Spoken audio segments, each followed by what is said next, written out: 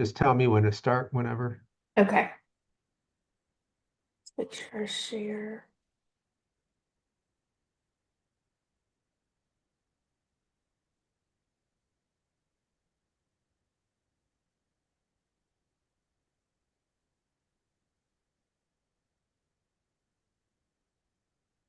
All right. So it's allowing people to come in the room right now. And so once we kind of see around 80 or so people, then you can get started. Okay.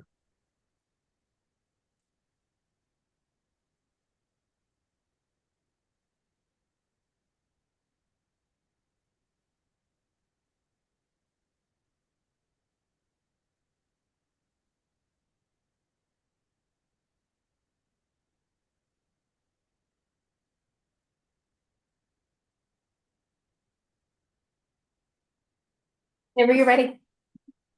All right. Hello, everybody. I'm Keith Thompson. I'm the Associate Dean for Academic Affairs in the College of Engineering. Today, Dr. Marlena Lester, who is the College of Engineering's Director of Advising, and myself are going to talk to you about joining the College of Engineering and adjusting to life at Virginia Tech. Marlena and I are part of a broad system of student support at Virginia Tech, and we're here to help support you through your time. We both want to thank you for choosing Virginia Tech for your college experience.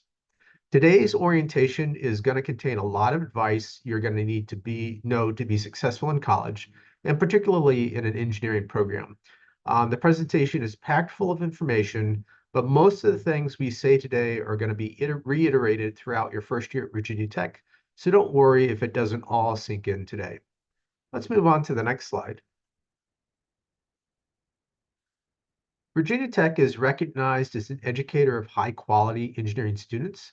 There will be high expectations of performance, but you will also be offered many opportunities to participate in engineering competition teams, undergraduate research, and interact with many other students of similar capability and passion as yourself.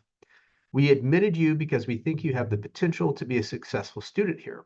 That doesn't mean that you aren't going to face various struggles adjusting from high school to college life, but that sort of struggle is very common, and it's a good opportunity to learn and mature. The other thing to be aware of at Virginia Tech is that the College of Engineering is very big. In fall of 2024, we will have almost 10,000 undergraduate students just in the College of Engineering alone.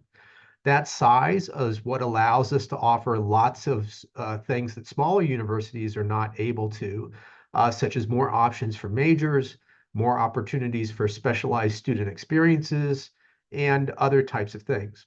However, it can also be very easy to feel lost with that many students. So understanding how to identify sources of help at Virginia Tech is going to be a very important skill for you to develop while you're here. Let's move on to the next slide. Let's talk a little bit about expectations. Your experience at Virginia Tech will be different from high school or community college in many different ways. First and foremost, life management is going to be very different. No one is going to directly monitor you. You're going to have a lot more autonomy to make your own choices, but you will also need to master your own time management, study routines, and juggling of your academic responsibilities. At the same time, you're also going to need to solve other types of day-to-day life tasks, such as getting your laundry done, keeping your space in order, eating properly, managing money, and so on. I'm sure that some of you are already used to this, but for many of you, this is likely going to be your first time handling all these things on your own. In addition to navigating life, students also need to learn how to navigate the university. By this, I mean the numerous rules, requirements, and deadlines that are common for a large university. We have rules about academic standards, rules for academic integrity, rules about degree requirements, timelines for adding and dropping classes, changing your major, and other critical matters. And we don't grant many exceptions to these rules. You're going to need to be very conscious about deadlines and plan things to make sure you meet those deadlines. Most of the deadlines you will encounter at Virginia Tech are strictly enforced, whether that's a due date for an assignment, a deadline to apply for an opportunity, or a deadline to take action on a university process, such as adding or dropping classes. We also have a large bureaucracy of many different offices and specialized personnel, which can be confusing to work with. However, each of you will have an academic advisor who is typically going to be the best first stop for any questions you have. They may not be the direct person to help solve your particular problem, but they can usually point you in the right direction. You're going to need to spend a lot of time figuring stuff out. It's best if you become your own advocate in working with faculty and other personnel across the university. Most of the faculty and administrators I know are thoughtful, understanding people, but there can be limits on how much we can bend policy. It's a good thing for you to have to adapt to these types of tasks. You'll come out of college much more ready to live on your own and juggle the routines of life while you're starting a career. And that's going to help you ultimately be more successful in life. Let's go to the next slide. I cannot stress enough how much you need to check and read your emails. Your vt.edu email will be the official contact method between the university and you. Make sure that you check it. During the academic year, we try to help our students by sending messages regarding upcoming deadlines and other requirements. Please keep an eye out for these and make sure you read those messages. Do not let those emails get assigned to your spam folder. Up until recently, we have been using the email associated with your application for admission. That might be a Gmail account, a Hotmail account, or something else. You should have already received instructions on how to set up your vt.edu email by now. And if you've not already done that, please do that immediately after this orientation is done. With all this being said, please don't expect immediate responses when you send someone an email or expect to be able to meet with someone if you just drop by without an appointment. All of our advisors work with many students and likely have some other tasks that they're responsible for. It's not unusual for them to be fully booked up on any given day. Timeliness and asking questions will be very important. The need for urgency is often not necessary if you are proactively reading the communications and paying attention to the deadlines that are posted in them. Let's go to the next slide. So let's talk some about academics and classes. Instruction at Virginia Tech may feel very different from the instruction you had in high school or at a community college. There's going to be a lot more emphasis on comprehension of foundational theory rather than memorization of formulas or facts and figures. The material may be presented in a less structured manner. There will also be a higher expectation for you to absorb material with less direction, particularly by reading outside of class, and you're going to need to be more of an independent learner.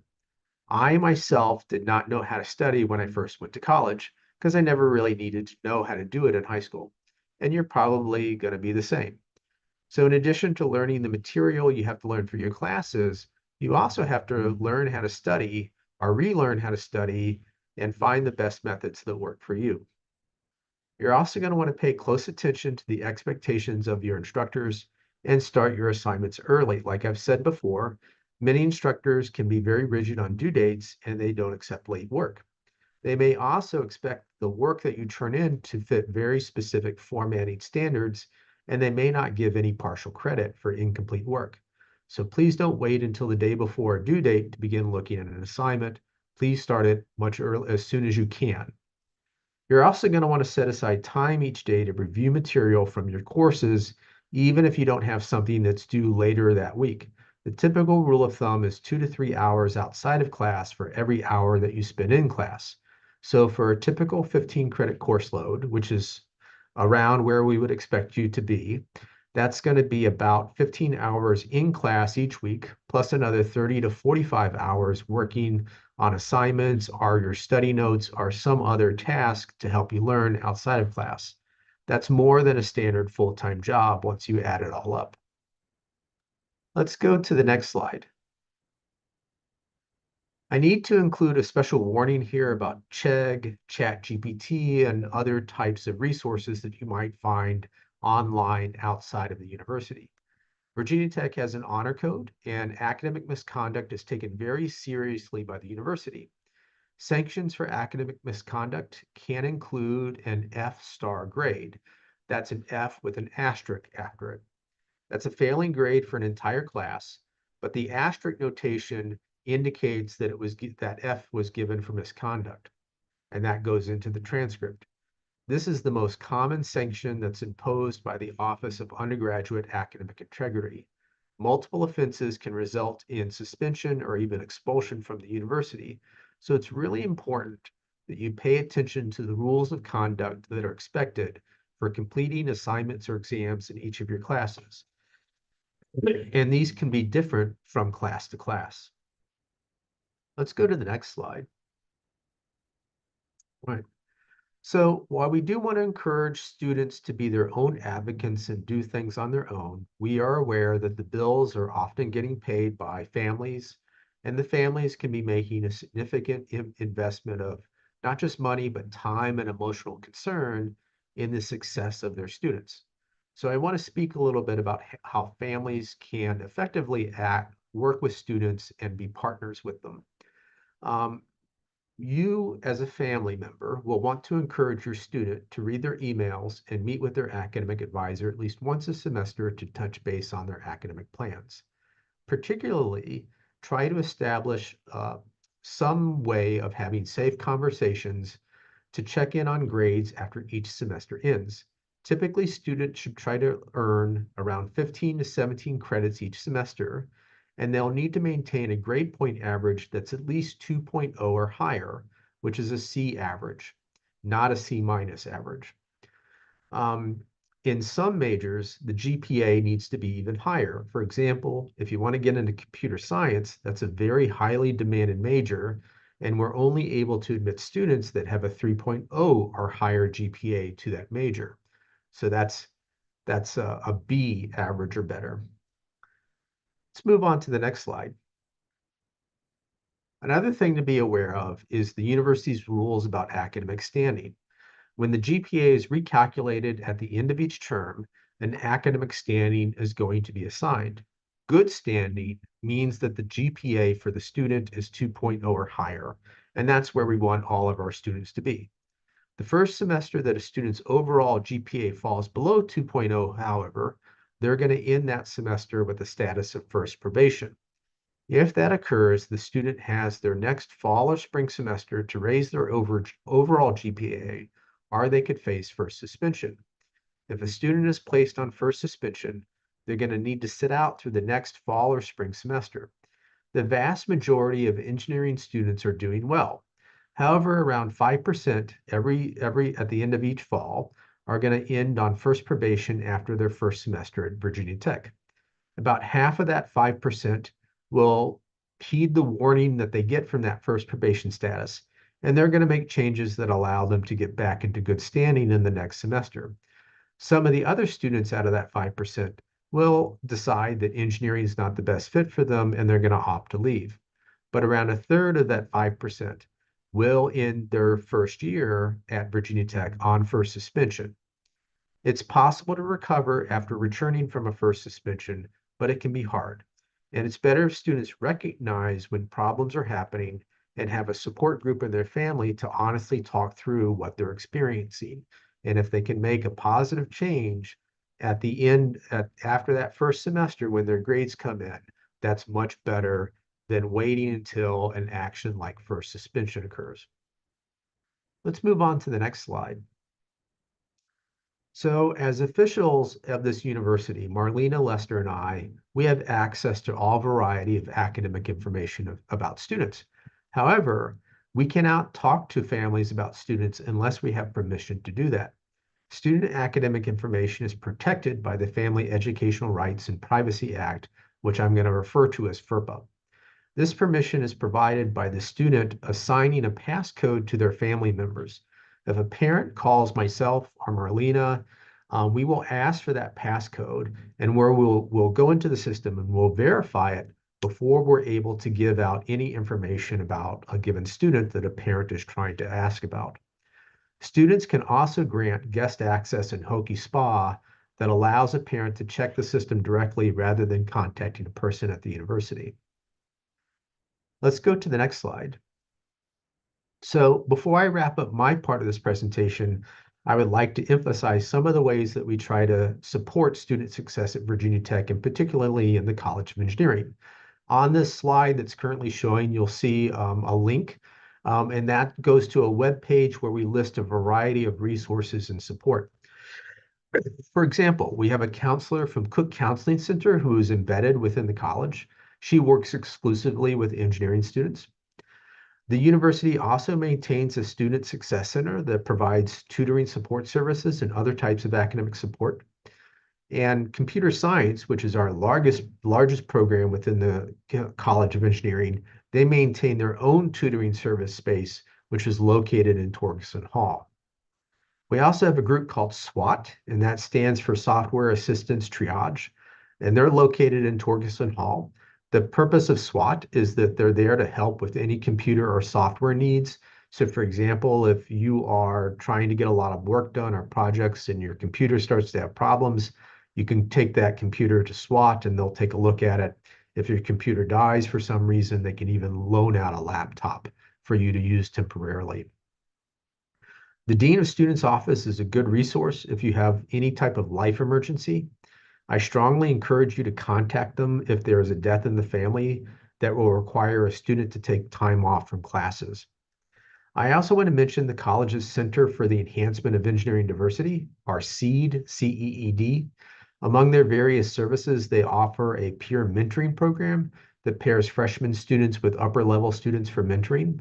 They are also the office that manages our living learning communities, Galileo, Hypatia, and Digerati. If you had any type of disability accommodations in high school, such as an individual education plan, an IEP, I strongly encourage you to contact the Services for Students with Disabilities office at Virginia Tech and make use of accommodations here. I've seen a lot of students try to forego use of accommodations in college with mixed results. Accommodations are handled in a discrete fashion, and they're designed to provide a fair learning situation for a student who's authorized to have them. Again, the website link that's shown on this slide will take you, open up opportunities to click on links for all those different resources. Lastly, if you're feeling a little overwhelmed thinking about college and the changes this is going to bring to your life, I just want to say that that's normal and it's perfectly fine.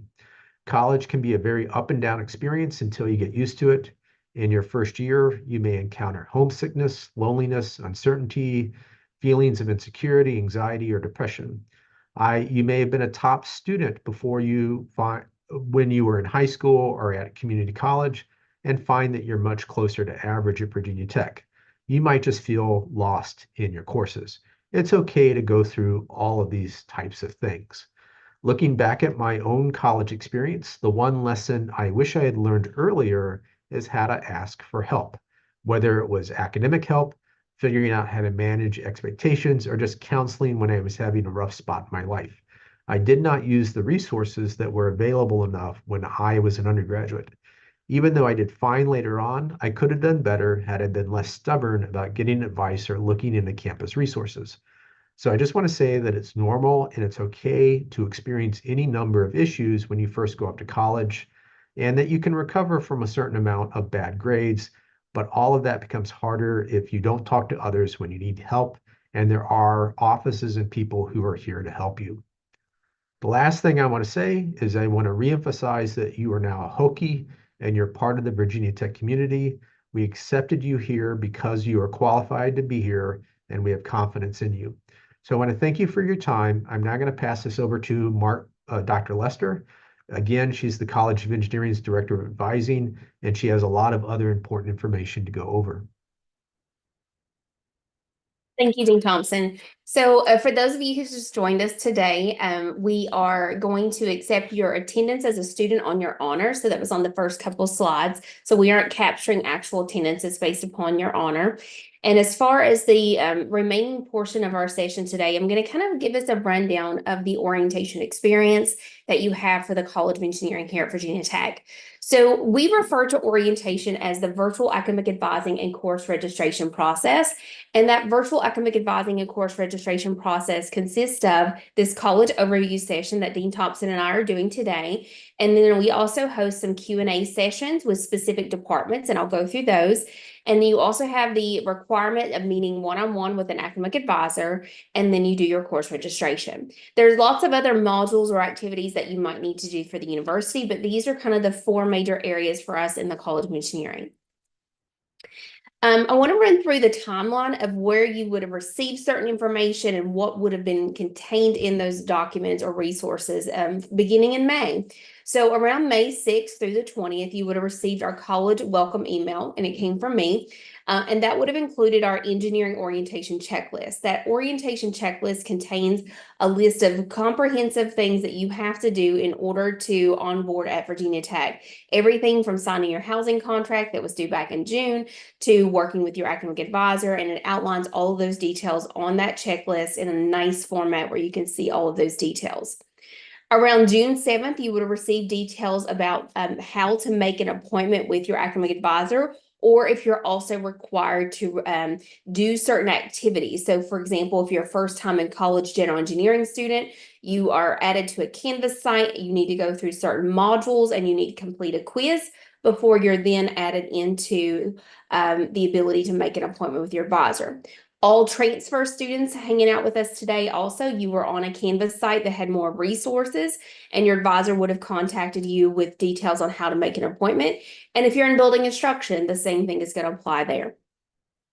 On June 12th through July 26th, this is our time frame of when you are meeting with an actual academic advisor. So you will attend a one-on-one mandatory meeting virtually with your academic advisor or a advisor within our college, but depending on your program. And so if you have not scheduled your appointment with your advisor, please go back and reference those emails. If you don't have a copy of those emails, they can also be found a generic copy on our orientation website that you see the link here on the bottom of the screen. There's sample emails for you to review that if you cannot find it on your vt.edu account or also your other Virginia Tech application emails. Between June 12th and August 30th, you will have the ability to register for your classes. So class registration is an ongoing process, and you can begin prior to meeting with an advisor and also after, but you have to finalize your class schedule and registration by August 30th. August 30th is going to be our last day to add any new courses for your fall semester. So the sooner that you register for classes, the better. And so we do have quite a few students that have not made an appointment with their advisor. So if you are out there and you've not done that, please make sure you are complying with all the requirements that you need to do in order to have that appointment. Between June 12th and July 24th, Dean Thompson and I will host these College of Engineering overview sessions weekly, and then we will also have those optional Q&A sessions. When it comes to the optional Q&A sessions, we hosted one on the computer requirement. If you missed that session, you can review the recording on our website. The website is that orientation page, and if you scroll down about halfway through the bottom, you'll see the links to the recordings. We hosted one with Hokie Shops, which is our Virginia Tech bookstore, and so they gave also information about how to purchase books, how to also purchase computers, and other requirements that you might need to be successful. They also put out a coupon, and we linked it off on our website for, I think it's 30% off of one item, maybe it's apparel or something like that. So take a look at the website and take advantage of those discounts. You also will see the peer mentoring listed here. Dean Thompson mentioned that as one of our resources and support areas. Peer mentoring and I will host a session this afternoon from 3 to 4 o'clock. So make sure you tune in at 3 o'clock to hear from the Center for Enhancement of Engineering Diversity about their peer mentoring program. We will also host one with our Career and Professional Development Office on career support the following week. And then our final session will be on study abroad on July 24th. If you're unable to attend those sessions live, you are able to see those recordings online, barring any major technology issues. But right now, everything seems to be going pretty well with the recordings. On the engineering orientation website, just like many of our websites, there are typically these little tiles that have content on them regarding your specific area. And so for this particular page, which is our orientation page, it has the orientation checklist linked out. It has specific information about the ALEKS placement that's required for math and chemistry enrollment if you're taking those classes at Virginia Tech. It links out to the specific specifications for the computer requirement. It also has information about how to self-evaluate your transfer credits, how to verify that Virginia Tech has received your AP, IB, or other kinds of transfer credits on Hokie SPA. And for those of you who have attended previous sessions, you'll know we were waiting until this week for AP scores from College Board to be released. Those have been released. Virginia Tech received about 4,500 new scores from students. And so your scores should be showing on Hokie SPA now. If they're not, you will want to resend your score to Virginia Tech or also verify that your name matches your Virginia Tech legal name. Sometimes that's an issue with name matching, is that maybe when you took the exam, you used a abbreviated name. Maybe instead of Matthew, you put Matt, and it doesn't always sync up with our system. So make sure that you have verified that Virginia Tech is a recipient of any advanced placement scores and have those sent to Virginia Tech. One thing I'll also mention about AP is that Virginia Tech does do something called the AP duplicate drop. So anytime a student has AP credit for a class and then accidentally registers for the fall, like that same exact course, there's a software system that the registrar's office uses to automatically drop you from that class. And so I have got a lot of questions recently about that process. So Virginia Tech stance in general is if you have AP credit for a class, you should accept that credit and move on. If you're pursuing majors, like for example, chemical engineering, and you're worried about going on into like organic chemistry or something like that, your advisor could recommend an alternative option that's not retaking the exact same content that you had on your AP exam for that, but there is a different version of chemistry that we would recommend for you. So in general though, if you have credit for Calculus 1 and Calculus 2, we're always going to recommend that you move on to the next level of that. We've done a lot of data analysis on success rates of students, and AP is a most comparable type of credit to the college experience here at Virginia Tech. So we are comfortable saying accept your scores and moving on.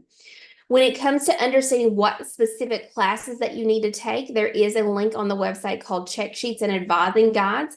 You'll be able to see those advising guides for the entering cohort. So if you are a new student here today, you will follow the advising guide for the entering class of 2024, and that will be your requirements that you use for your duration of your time at Virginia Tech. You will also see information about course registration. There's several different tools that you can use for course registration. One of those are Dropad, or one of those might be Hokie Scheduler, but regardless, there's also some details on there about why you may not be able to add certain classes because it might have major restrictions, or maybe your prereqs are not showing. So please make sure you go through and read that major restriction section and also the course registration details. There's also information about change of majors. So if you were admitted to general engineering in the Department of Engineering Education within our college as a first-time in college student, you do have to complete certain class requirements in order to be eligible to go into one of our disciplines. So there is information specifically about the requirements that are necessary for that process there on the change of major section of the website. The resources and support is linked out, the one that Dean Thompson walked us through, and also a lot of frequently asked questions. In the frequently asked questions, that's where you'll find more information about that AP duplicate drop. Should you accept credit? It has additional kind of follow-ups on questions that we typically get in the advising space regarding onboarding and orientation for new students.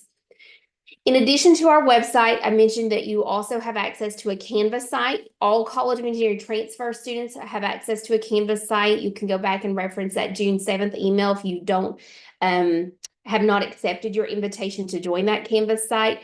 And I'll also send out reminders for anyone that's not on the site already. For general engineering student, you'll have a general engineering virtual advising Canvas site. And for building instruction, you have a separate site that contains a lot of these similar resources to support you through this orientation experience. One of the things that we also want to talk through is your transcripts and score reports. It's critically important that you make sure that you send all your official high school, college, and university transcripts to the Office of Undergrad Admissions, and we have the mailing address here on the screen. If you're a transfer student, we also ask that you send your high school transcripts, even though you're not required to when you apply to Virginia Tech, because likely is that you have foreign language, which is a requirement you need before you graduate. And the likelihood that you took that class in high school is pretty high. So that's why we're requesting that all students send all official high school, all college transcripts, all to the Office of Undergrad Admissions. You also want to make sure that you're sending all years of your score reports for AP, IB, CLEP, Cambridge, or any other kind of credit to our registrar's office. And that will then be posted on Hokie SPA. And so you can verify that Virginia Tech has received your scores on Hokie SPA under the grades menu, transfer, and other additional credits. And so in Hokie SPA, you're able to log in and you're able to see, did your transfer credits transfer as you thought they were going to? You want to monitor that for any inaccuracies and contact the appropriate contact that's on your Hokey Spa account to correct any errors. It's very critical that you look at all the expected credits. If something is not showing specifically, maybe you took AP in your sophomore year or your junior year, you want to make sure that you do have those scores resent to Virginia Tech as one score report. Sometimes we get your senior score reports, but we don't get your junior or sophomore. So please make sure you are going to Hokey Spa and monitoring that. The way that you can monitor all your transcripts, score reports, and other details is on Hokey Spa, grades menu, and transfer and other additional credits.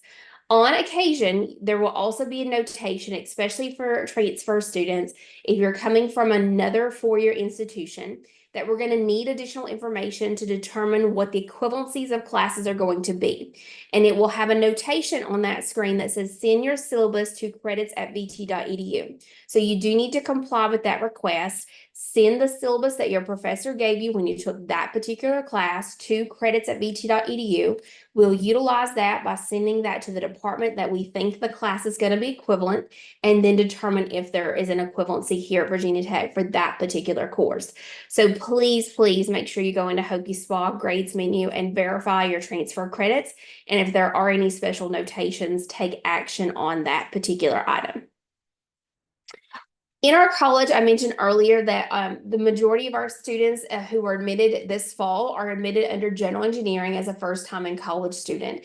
And you do have to complete certain class requirements, GPA standards, and GPA hours in order to be eligible to go into one of our 13 restricted degree programs. And so those change in major requirements are 5 courses, 12 GPA hours, and if you have a 3.0 overall GPA, you're guaranteed admission into those programs.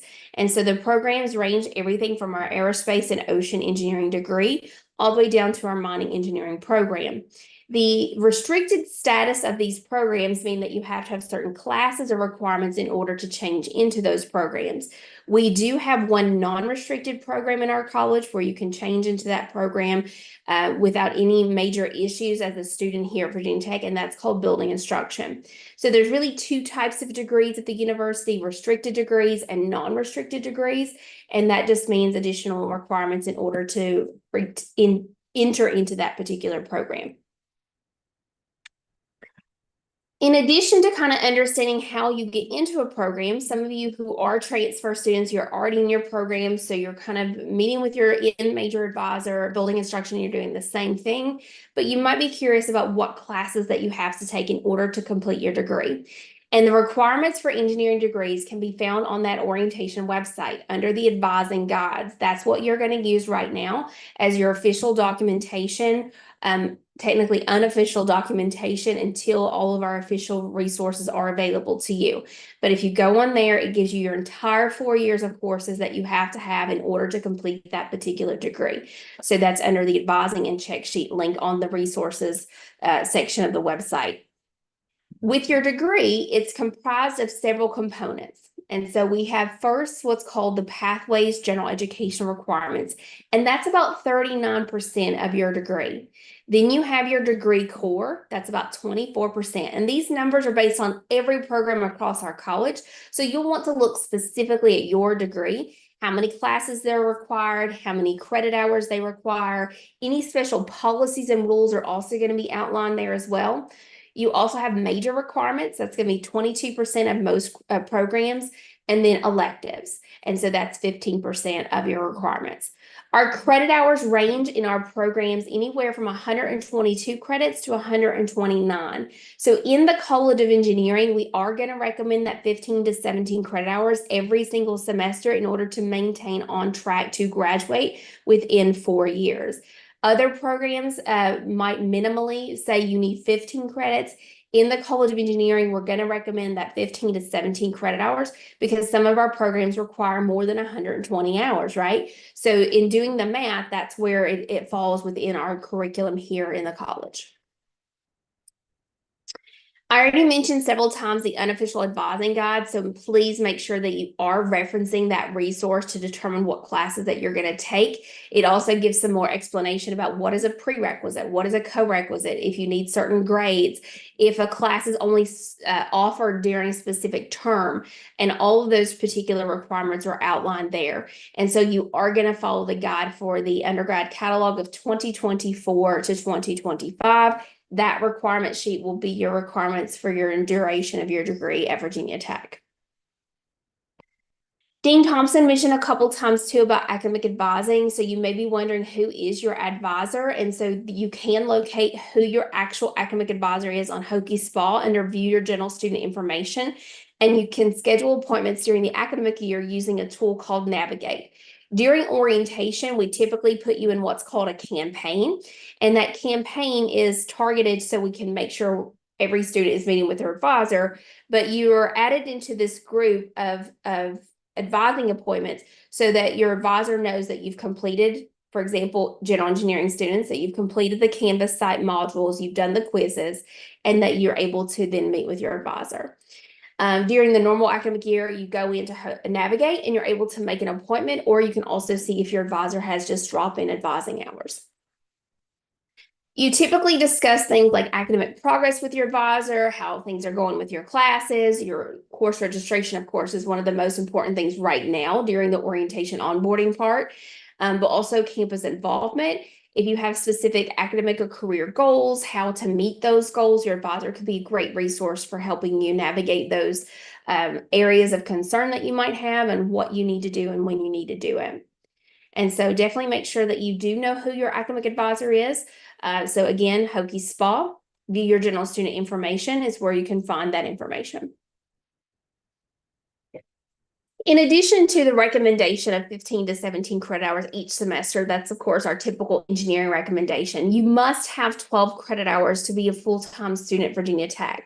Full-time student is required if you are living on campus, if you receive financial aid, if you're an NCAA athlete, or if you're an international student in the United States on a visa. So 12 hours is going to be a minimum standard for full-time status. That's very important. But again, that recommendation for engineering every single semester, especially your first year in the college, is going to be 15 to 17 credit hours. On occasion, we will see that some other populations of students who are also in the College of Engineering, maybe you're a core cadet student, you might see that you have 19 credits, and that would be okay. But typically only if you're adding extra credits because you're in the core, because you have maybe physical fitness classes or other military classes on top of your engineering classes. But 19 credits is the maximum number of credits for any new student to take during the first term of enrollment here at the university. Course registration, like I mentioned earlier in the timeline conversation, that opened in June. It's open from June 12th all the way until August 30th. You can go into Hokie SPA and you go into a course registration and schedule menu. You can go and use add drop tools like Hokie Scheduler, or you can use registration to add drop and to schedule your classes. I mentioned also that you might see some classes are major or course restricted. And so what that means is that some of the classes are major restricted, meaning that only students officially enrolled in that major or a set of majors can enroll in that particular class. So what you'll do to determine, like if you're trying to register and it doesn't let you and you're like, why is it not letting you? Well, if you click on the CRN or their course reference number, or you click on the course title, it's going to give you an explanation about why it won't let you add that course. Or if you don't have the prerequisite as well, it's going to outline that for you. And so you do, of course, have to have the prerequisite in the class before you can enroll in the follow-on course. And so you're going to use that timetable classes to search by term, pathways, subject. You can look at course number. You can use the course request number if you know it. And you can also look at the course modality. Is this an in-person class, or is it an online class, or is it a hybrid class? In those search results, you can also select that little CRN button on the far left-hand side to view all the prereqs, co-reqs, and restrictions. And so major restrictions is a big deal for us right now, because let's say you're a student over in our partner schools in the College of Science, and you're a psychology major. Well, if you're a psychology major, you want to be able to take your classes. Just like in engineering, we want to make sure that engineering students have their classes. So during orientation, we utilize the major restrictions to ensure our students get the seats priority first, And then if there are remaining seats, especially in like some of the general education classes, they would open up any capacities that they have later in the summer. And so also you might be trying to register for a particular chemistry lab. Well, certain sections of the chemistry lab might be restricted to certain majors at the university. So it doesn't mean you can't take chemistry, it just means you can't take that particular section of chemistry. So you'll need to find a different section in order to enroll in that class. You do want to go ahead and start registering now for classes. You need to go into your Hokie Spa system. You can prepare for registration, which means you're updating your emergency contact information. You're doing all these things to kind of get to the point where you can actually register for classes. And so you want to make sure that you are going in there and registering for your classes. Ideally, that 15 to 17 credit hours, right? When you're done registering for classes, what we do recommend is that you view your class schedule on Hokie Spa under the Classic Student Schedule view, because you do have the ability to utilize several different tools for registration, like I mentioned. But if you're unsure, like, am I really registered for this class? Then my go-to place to verify, are you enrolled? What is the class you're enrolled in? What is the instructor, the location, and when is your final exams? That's all going to be under Hokie Spa and Classic Student Schedule. That is the place to go to see your finalized class schedule. Now, also on that finalized class schedule under the Classic Student Schedule view, you're able to see your final exam schedule. So what you do is you have your course, let's say the first example, Monday, Wednesday, Friday, chemistry is when you have that class. Well, the final exam might be a common time exam. So every single section of chemistry is going to have their final exam at one time and be in the afternoon on a certain date. So you would go to look when that date and time is going to be for that particular class. Or you might not have an exam, and that's going to be noted there as well. You also might have a specific time slot dedicated to your particular class. And so you do want to make sure that you are looking at your final exam schedule, especially if you're trying to plan for any travel or when you're going to depart the end of the fall semester and either go return to where you came from, or maybe you're planning a holiday or going on vacation. You want to make sure that you do not schedule that vacation, those flights, or any of your travel arrangements until you verify your final exams are completed. And if you have any concern about that before you make any booking reservations, you want to make sure that you are consulting your professor during that first week of classes, just to make sure nothing's changed on the exam schedule that's listed and what the expectations is for that particular class. For the actual academic calendar, one of the resources that we link out on the engineering orientation checklist, like the first thing that we sent you, that list of requirements that you should go through and complete, is the academic calendar. It's one of the things at the bottom of the page that we say bookmark the academic calendar. And the reason we're telling you that, that's a great planning tool. This is something I use almost every day. I used it yesterday to verify a date for summer 2 enrollment for our students right now. And so you'll be able to see, when does the fall semester begin? So that's going to be August 26th. When is the last day to add any new courses to your class schedule? August 30th. And when's the last day for you to drop a class? So maybe you're in 17 credit hours and one of your classes is not going the way you hoped it would. You have the ability up until October 8th to just drop it. And it disappears from your academic record if you do it before the drop deadline. But again, we're going to always recommend that you have that 15 to 17 credit hours. If you are very active in social media, or you want to kind of follow along with the College of Engineering social media platforms, we do have a great website that lists out all the College of Engineering social media pages that are monitored by the college social media communication team. And so the ones that I have listed here are the main College of Engineering socials. But if you are wanting to know what is the social media for computer science or mechanical engineering, you can go onto that social link that's at the bottom of this page, and you can join the social media platforms that are, the thing that you kind of go to every day if that's what you want to do. And so most of our programs are going to have Facebook, Instagram, LinkedIn, and possibly Twitter, depending on the program and the platforms that they use.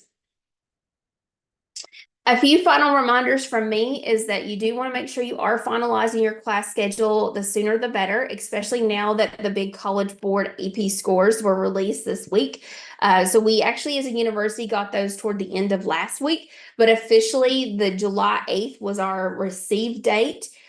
from College Board. That's when they announced publicly that they were receiving or sending those out to colleges and universities. But I think we got those like Thursday afternoon and started processing them. And so if you were on the registration system on Friday or over the weekend, you would have seen that those scores would already be on your Hokie Spa records.